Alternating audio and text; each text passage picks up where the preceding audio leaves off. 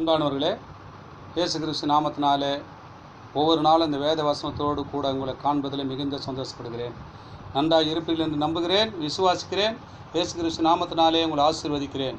இந்த நாளுக்குரிய வேத வசனம் 1 பேதுரு 5ஆம் அதிகாரம் 7ஆம் வசனம். அவர் உங்களை விசாரிக்கிறபடினாலே உங்கள் கவலைகள் எல்லாம் அவர் மேல் வைத்து விடுங்கள். ஒவ்வொரு நாளும் உங்களை விசாரிக்கிறாருங்க. நீ எந்த சூழ்நிலையில் இருக்கிற, எந்த பிரச்சனையில் மாட்டிக்கொண்டு இருக்கிற, எந்த வியாதிப்பட்டு இருக்கிற, எல்லா காரியத்தையும் தேவன் அறிந்திருக்கிறார். விசாரித்து கொண்டு தான் இருக்கிறாரு. அவர் அறியாத போல் உன் பக்கத்தில் நின்று கொண்டு இருக்கிறார்.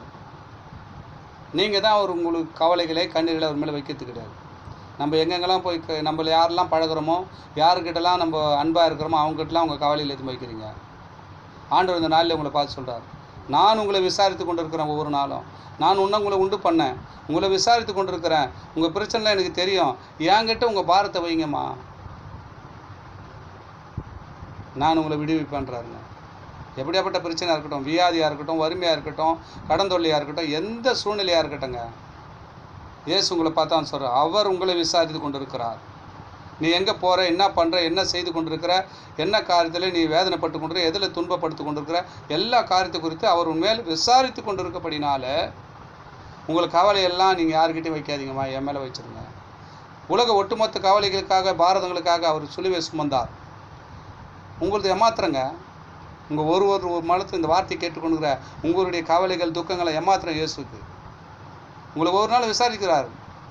நீங்கள் உங்கள் பாரத்தை இன்னொருத்தர்கிட்ட ஒரு பாரம் இன்னொருத்த மேலே வைக்கிறீங்களே கண்டி, நீங்கள் உங்கள் கவலைகளை பாரத்தை இயேசுகிட்ட வைப்பதே இல்லை.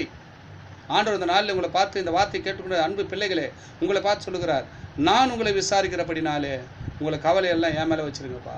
யாருக்கிட்டே சொல்லாதீங்க. தாய் தகப்பனே, சகோதரனே, பிரின்சிபல் கிட்ட யாருக்கிட்ட சொன்னாலும் உங்களுக்கு கவலையெல்லாம் மாறாது.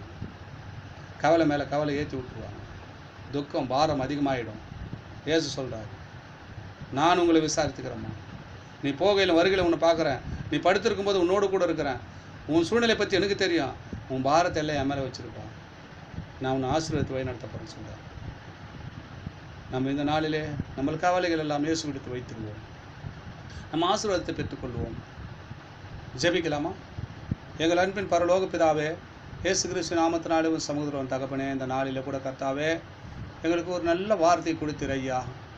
தகப்பனே, அவர் உங்களை விசாரிக்கிறபடினாலே உங்கள் கவலையெல்லாம் அவர் மேல் வைத்து விடுங்கன்னு சொன்னீரப்பா. அப்பா, நீங்கள் விசாரிக்கிறது நாங்கள் அறியாமல் இருந்திருக்கிறோம். அநேகரிடத்து என் கவலைகளை கண்ணீர்களை சொல்லியிருக்கிறோம். ஒன்றும் தீரவில்லை ஐயா. இந்த நாளில் இந்த வார்த்தை கேட்ட மாத்திரத்தில் இந்த கேட்டுக்கொண்டு ஒவ்வொரு பிள்ளைகளை மத்தியில் ஆண்டவரே இந்த பாரத்தெல்லாம் உன் மேலே வைக்கிறாங்கப்பா. நீர் அவர்களெல்லாம் விடுதலை ஆக்கி சுகப்படுத்தி ஆசீர்வதிக்கும்படியாக நான் ஜெபிக்கிறேன். ஆமேன், ஆமேன். God bless you.